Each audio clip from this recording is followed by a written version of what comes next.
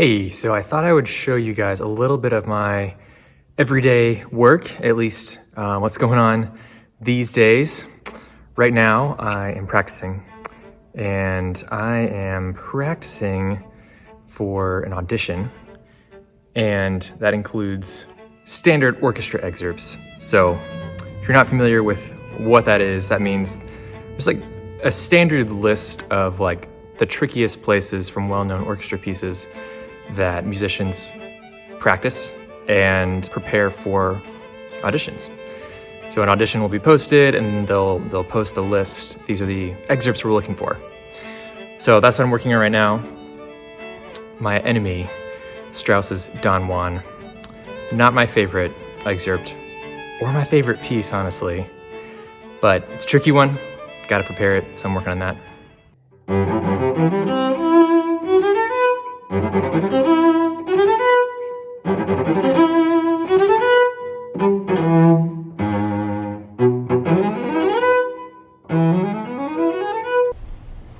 Why are you the way that you are?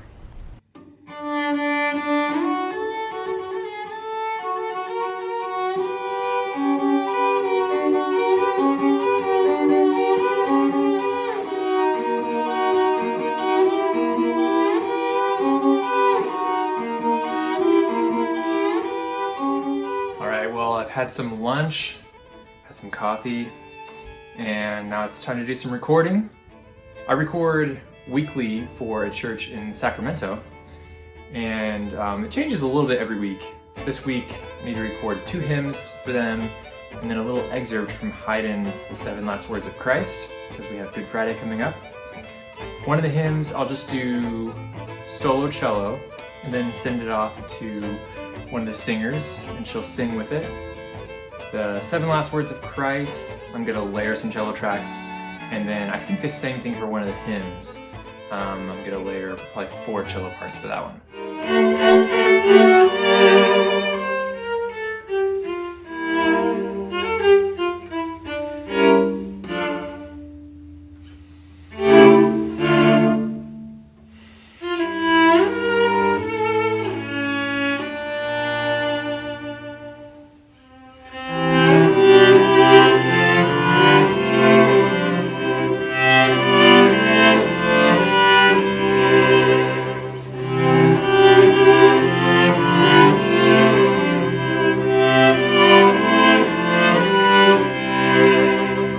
Finished with those particular songs today. Doing stacked tracks like that is kind of challenging. The hymn is not so bad because it's very predictable. I can kind of remember my own flow as I stack the 4 tracks together. The Haydn was a unique challenge without a click track because I wanted it to be flexible. It'd be really stiff if it was with a click track. But a unique challenge because there are moving notes in some parts and not in other parts. Some parts have a rest at some parts. So it's a unique challenge, but it's kind of fun. Switching gears now in my day. Gotta prepare the music for the church that I lead music for. So switching over to mandocello, that's what this beast is. And I'll do both mandocello and cello probably, but I'm just gonna work through our set list, have the set list picked out, but I need to plan it out, play through it, make sure I can play it, make sure I can sing any harmonies that I want to add, do a little arranging, decide what the other singers are going to do in terms of taking solos and harmonies, what piano's going to do in the mix, arranging type stuff.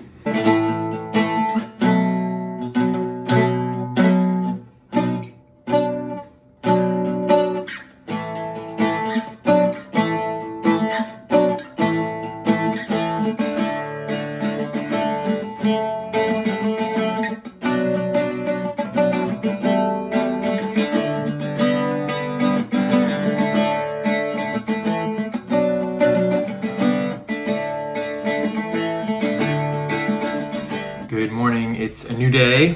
I start off every day doing some planning. So I have a little notebook. I just keep a quick to-do list of what I want to do each day.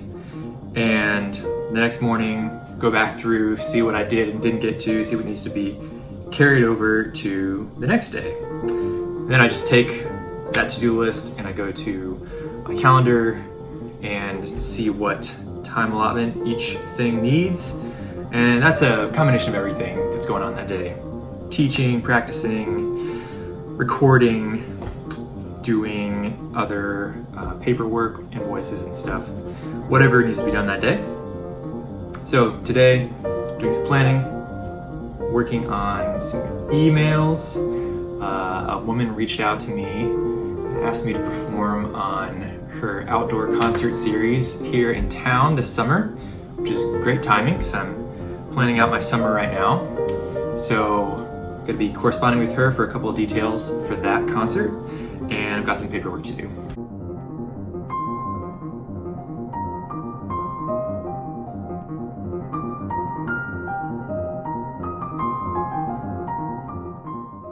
All right, it is Saturday and I'm practicing again.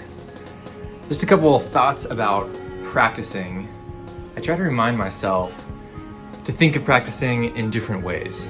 So in one way, it's kind of like an athlete going to the gym. You have to work out to stay in shape. So I have to constantly remind myself how my fingers move, how my body moves, how my mind works to play the instrument well. In another way, it's like a craftsman going into his workshop every day. It's his craft, it's his job.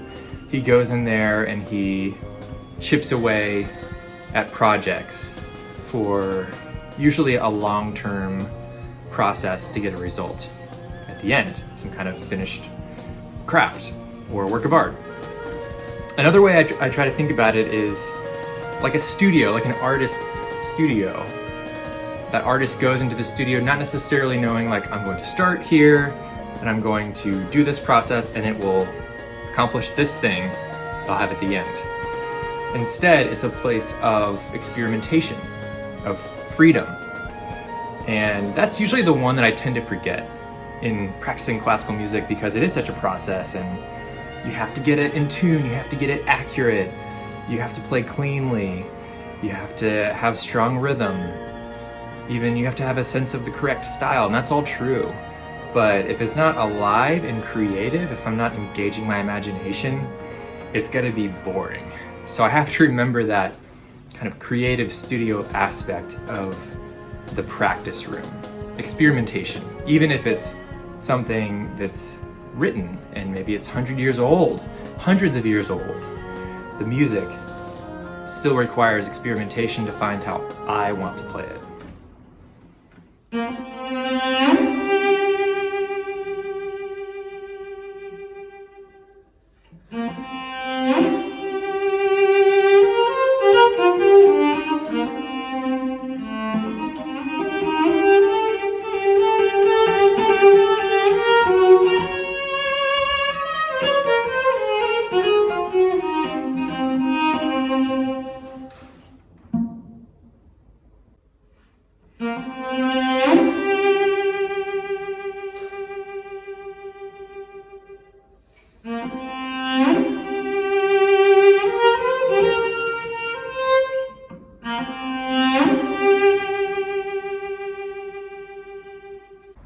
Just working on some lesson invoices. It's that time of the month. Coming up on the next month. I can give you half. If you are a music teacher, I would encourage you to be organized about how you run your own teaching business. It definitely took me time to learn how to get organized. And it doesn't have to be that hard. I would say keep track of your invoices so you can make sure you're getting those out to your students on time. Make sure you can keep them, a record of your payments, so you know you're getting paid. And then when it comes around to tax time, they come in handy because then you have all of your income right there to list for your taxes. Also, every teacher has their own system of payment, but over the years I have found the best system for me is to send out an invoice for that next month's lessons at the beginning of the month. So they're always paying a month in advance. That's beneficial in a couple ways, I think. For one, it gives the students or the parents a heads up as to what their payment will be. it's not a surprise later. And they're not having to keep track of, oh, have I paid this week's, have I paid this week's? It's all done a month at a time. And for you as a teacher, it gives you predictable income for that month. So even though it may change a little bit from month to month, whether you have 4 lessons with a student or 5 lessons with a student, you still know going into that next month what you're gonna make. Today was a teaching day, just finished teaching one of my online students. I have a fairly simple setup for my online teaching, good headphones so I can hear their sound as best as I can. I have my laptop with Zoom and, confusingly, a Zoom microphone recorder plugged into my computer so they can hopefully get the best of my sound that they can as well if I'm demonstrating something. Before this year, I really didn't teach online that much. But of course, like many, if not all music teachers, this year I dove into online teaching. So I have both in-person students and online students.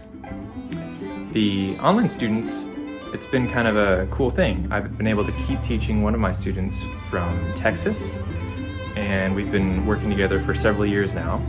So it's been great to continue that with them. And I'm also teaching a student from my hometown who's going to the arts high school that I used to go to and playing in the orchestra that I used to play in high school. So that's a cool connection as well. Just finished up another recording session, this time recording for Easter. Today I recorded an arrangement of Christ the Lord is Risen Today, which is a traditional hymn arranged by Sarah Majorans. I did kind of a quick on-the-fly cello arrangement of it. It originally has 7 parts, violin, viola, cello, split into multiple parts. I did a quick 5-part cello version. Also because I didn't want to read alto clef, because who does want to read alto clef?